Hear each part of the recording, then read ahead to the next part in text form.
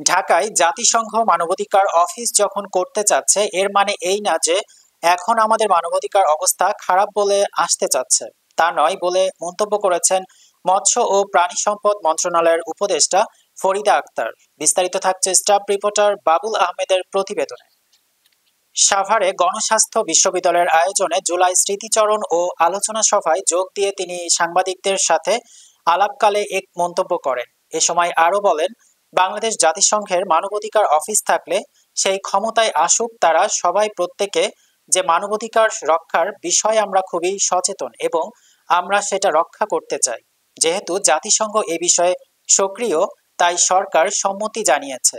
বিগত সরকারের সময় মানবাধিকার পরিস্থিতি যেভাবে আমরা দেখেছি, সরকারের পৃষ্ঠপোষকতায় মানবাধিকার লঙ্ঘন হয় এবং অনেকগুলো মানবাধিকার বিষয়ে কাঠামো আছে।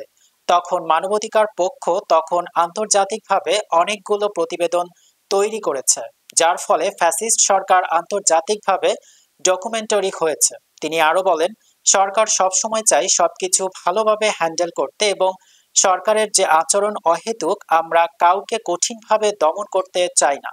সেটা করতে গিয়ে একটু যখন বেশি হয়ে যায় তখন আমরা সহ্য পরিচয় দেই। সমাজে যেসব কারণে মব সৃষ্টি হয় সেগুলোর কারণ বের করলেই মব কমবে।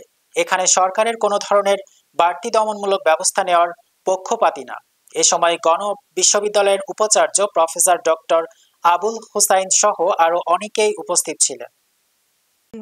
তাদের পৃষ্ঠপোষকতায় যেভাবে মানবাধিকার লঙ্ঘন হয় এবং অনেকগুলো এমন আছে মানবাধিকার বিষয় যেগুলো স্ট্রাকচারাল, মানে একেবারে কাঠামোগত, ওগুলো করতে হবে। তো এই যে মানবাধিকার কমিশন আমাদের পক্ষে তখন কাজ করেছে আন্তর্জাতিকভাবে এবং অনেকগুলো প্রতিবেদন তারা করেছে, যার ফলে কিন্তু এই ফ্যাসিস্ট সরকার কিন্তু মানে আন্তর্জাতিকভাবে ডকুমেন্টেড হয়েছে তাদের কাজটা।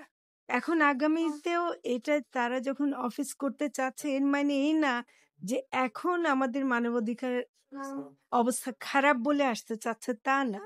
এটা হলো যে এরকম একটা অফিস থাকলে যেই আসুক ক্ষমতায়, তারা সবাই প্রত্যেকে একটা থাকবে যে আমাদের মানবাধিকার রক্ষার বিষয়ে আমরা খুবই সচেতন এবং আমরা সেটা রক্ষা করতে চাই। এবং যেহেতু জাতিসংঘ এই ব্যাপারে সক্রিয়, তারা তাদের অফিস রেখে এটাকে করতে চাচ্ছেন, আমরা তাতে সম্মতি জানিয়েছি।